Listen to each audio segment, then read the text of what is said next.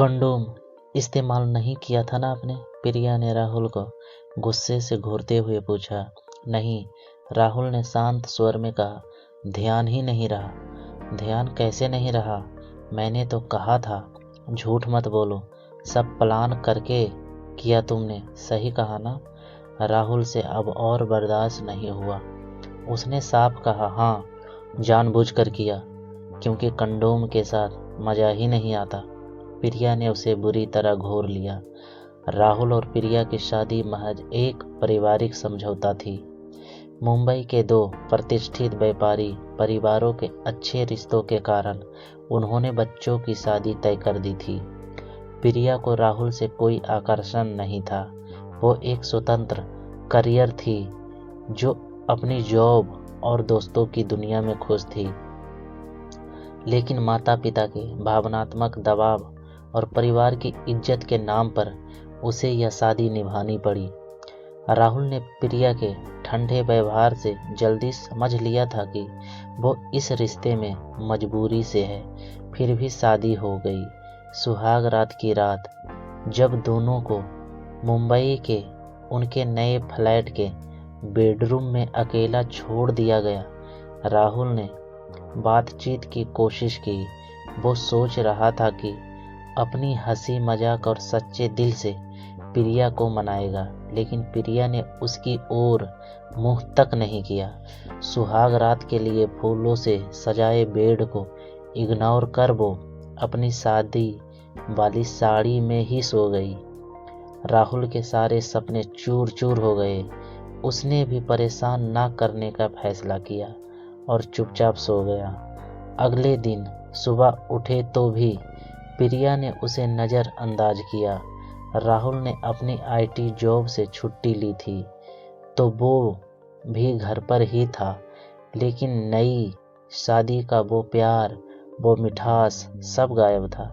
एक ही फ्लैट में रहते हुए, एक ही बेड शेयर करते हुए भी वो दोनों अनजान साए जैसे थे। राहुल का मन तो प्रिया के करीब जाने को बेकरार था, लेकिन प्रिया की ठंडक उसे रोकती। रिश्तेदारों के यहाँ जाते तो भी प्रिया दूरी बनाए रखती। बाइक पर सवार होकर कहीं जाते तो भी वैसी ही उदासीनता। राहुल तंग आ चुका था। शादी के बाद वो भी वैवाहिक सुख चाहता था, लेकिन प्रिया उससे बात करने को तैयार ना थी। ऐसे ही 2 महीने गुजर गए। एक शाम दोनों मुंबई के बांद्रा इलाके से घर लौट रहे थे। प्रिया ने नीली रंग की चमकदार साड़ी पहनी थी, हाथों में कांच के चूड़े, माथे पर छोटी बिंदी। वो हमेशा खूबसूरत लगती, लेकिन आज और भी। तभी अचानक मूसलाधार बारिश शुरू हो गई। सड़क पर ट्रैफिक जाम, कहीं छिपने की जगह नहीं। दोनों पूरी तरह भीग चुके। थोड़ा आगे एक पुराने शेड के नीचे राहुल ने बाइक रोकी। दोनों शेड तले खड़े हो गए। प्रिया की साड़ी उसके बदन से चिपक गई थी। भीगे बाल पीठ पर लिपटे, गोरी पीठ झांक रही, पतली कमर पर साड़ी का लिपटाव राहुल को मदहोश कर रहा था। वो एकटक देखता रह गया। गला सूखा, दिल धड़का, पुराने अरमान जाग उठे, लेकिन प्रिया तैयार ना थी। राहुल ने खुद को संभाला, नजरें हटाई। प्रिया बाल निचोड़ने लगी तो पीठ और साफ दिखी। राहुल का काबू टूटने लगा। वो चुपके चुपके देखता रहा। पहली नज़र से ही प्रिया उसे पसंद थी, लेकिन सम्मान में 2 महीने इंतजार कर लिया। तभी 3-4 शरारती लड़के शेड तले आकर रुक गए। वो प्रिया को ऊपर से नीचे घूरने लगे। प्रिया असहज हुई, राहुल के पास सरक आई। राहुल शेड के एंगल पर हाथ टिकाए दूसरी तरफ देख रहा था। लड़के घूरते रहे। प्रिया राहुल को देख रही, उम्मीद कर रही कि वो नोटिस करे। एक लड़के ने सीटी मारी। राहुल पलटा। लड़का मुंह फेर लिया। प्रिया को लगा अब राहुल संभालेगा।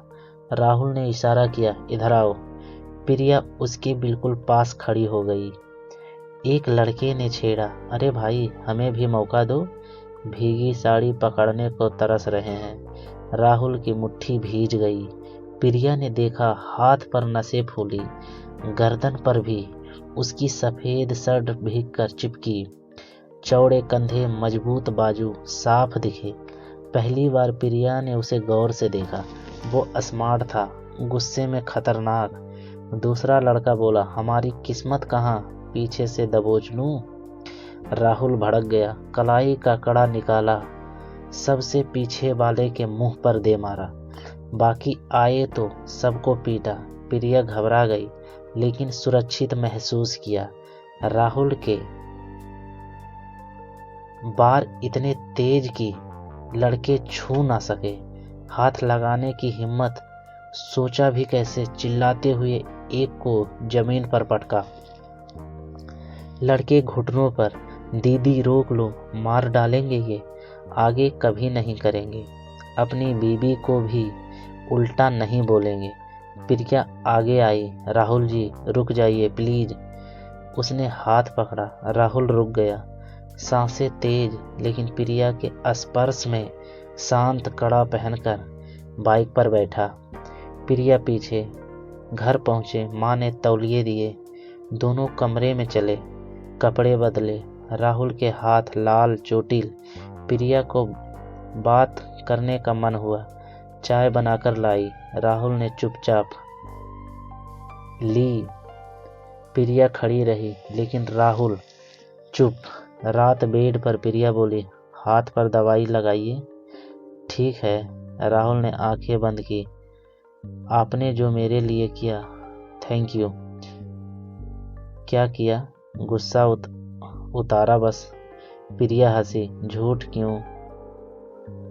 मैं समझती हूँ। समझती तो 2 महीने अनजान क्यों बनी रही? तरसाया मुझे, जब जबरदस्ती शादी हुई, लेकिन जिंदगी तो जीनी है। मैंने इंतजार किया क्योंकि तुम्हें सम्मान देना था। प्रिया सिर झुकाई, सॉरी, परिवार की जिद का गुस्सा था।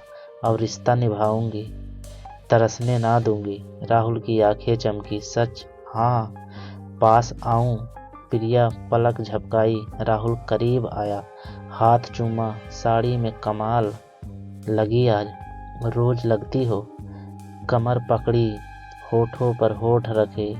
प्रिया आंखें बंद, किस गर्दन पर बाहों में भरा। कपड़े उतरे, कंडोम। प्रिया फिर बोली।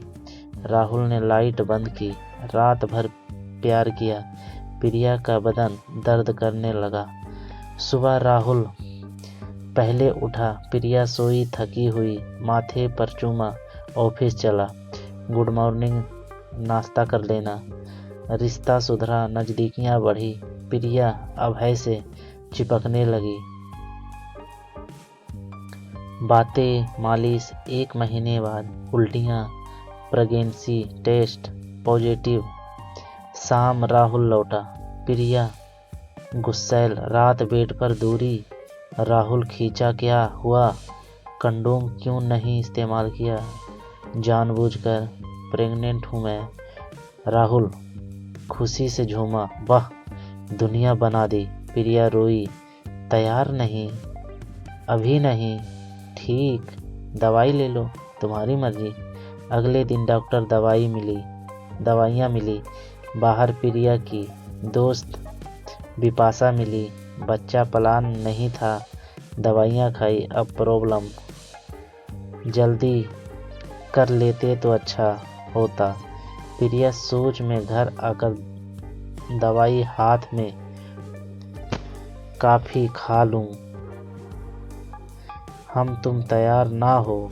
दवाई फेंकी, गले लगी।